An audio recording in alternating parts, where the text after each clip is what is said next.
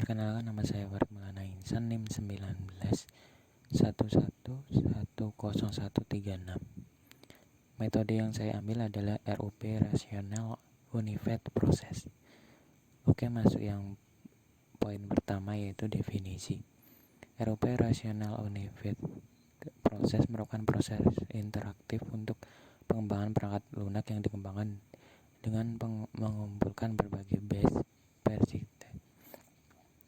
yang terdapat dalam industri pengembangan perangkat lunak. Ciri utama dari metode RUP menggunakan use case driven dan pendekatan interaktif untuk siklus pengembangan perangkat lunak. Kemudian RUP adalah metodologi pengembangan sistem berorientasi objek dan berkemampuan web. Menurut pengembangan rasional ROS dan Unified Modeling Language seperti Mentor Online yang memberikan pemodelan template dan semua aspek tahapan pengembangan program. Kemudian RUP dan produk serupa seperti proses perangkat lunak berorientasi objek atau singkatan dari OOSP, dan proses open adalah alat rekayasa perangkat lunak komprehensif yang menggabungkan aspek prosedural pengembangan seperti tahapan, kemudian teknik dan praktik, dan ditentukan dengan komponen lain dari pengembangan seperti dokumen, kemudian diagram, model, manual, file, bantuan. Kemudian contohnya yaitu kode sumber akhir, dan lain-lain. RUP memberikan pendekatan disiplin untuk menetapkan tugas dan tanggung jawab dalam organisasi pembangunan. Tujuannya adalah untuk memastikan produksi perangkat lunak berkualitas tinggi yang memenuhi kebutuhan pengguna akhir dalam jadwal dan anggaran yang dapat diprediksi. Kemudian di poin 1.2 itu ada proses pertama, yaitu dimensi pertama digambarkan secara horizontal. Dimensi ini mewakili aspek-aspek dimensi dari pengembangan perangkat lunak. Aspek ini dijabarkan dalam tahap pengembangan atau fase. Setiap fase akan memiliki suatu major milestone yang menandakan akhir dari awal, dan fase selanjutnya setiap fase dapat berdiri dari beberapa iterasi.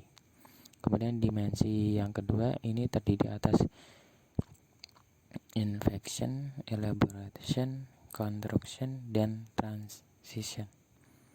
Dimensi kedua digambarkan secara vertikal. Dimensi ini mewakili aspek-aspek statis dan proses pengembangan perangkat lunak yang dikelompokkan ke dalam beberapa disiplin. Kemudian proses pengembangan perangkat lunak yang dijelaskan ke dalam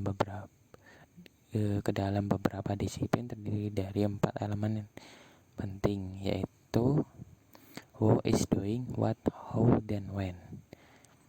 Pada penggunaan kedua, standar tersebut berorientasi objek memiliki manfaat, yaitu salah satunya improved production. Standar ini dapat memanfaatkan kembali komponen-komponen yang telah tersedia dibuat sehingga dapat meningkatkan produktivitas.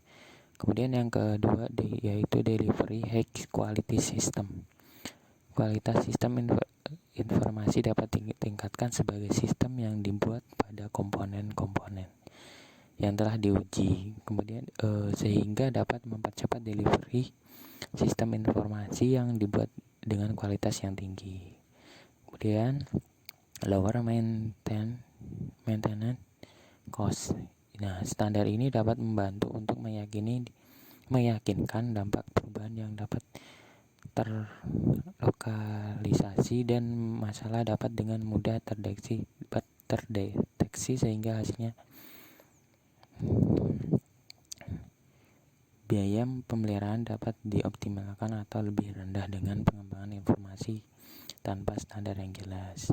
Kemudian fasilitas ROS. Nah, di fasilitas ROS ini, standar ini memiliki kemampuan yang membangun komponen-komponen yang dapat digunakan kembali untuk pengembangan aplikasi dan lainnya.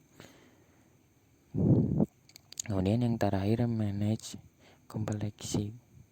Nah, standar ini memudahkan untuk mengatur dan memonitori semua proses dari semua tahapan yang ada, sehingga satu pengembangan sistem informasi yang amat kompleks dapat dilakukan dengan aman dan sesuai dengan harapan semua manajer proyek IT.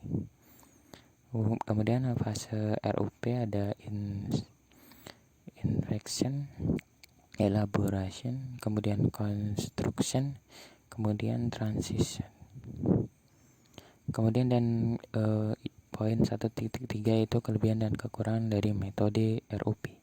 Kelebihan dari RUP yaitu satu, menyediakan akses yang mudah terhadap pengetahuan dasar bagi anggota tim. Kemudian yang kedua yaitu menyediakan petunjuk bagi bagaimana menggunakan UML secara efektif. Kemudian mendukung proses pengulangan dalam pengembangan software. Selanjutnya memungkinkan adanya penambahan pada proses. Dan poin terakhir yaitu memungkinkan untuk secara sistematis mengontrol perubahan-perubahan yang terjadi pada software. Kekurangan RUP, yang poin pertama yaitu metodologi ini hanya dapat digunakan pada pengembangan perangkat lunak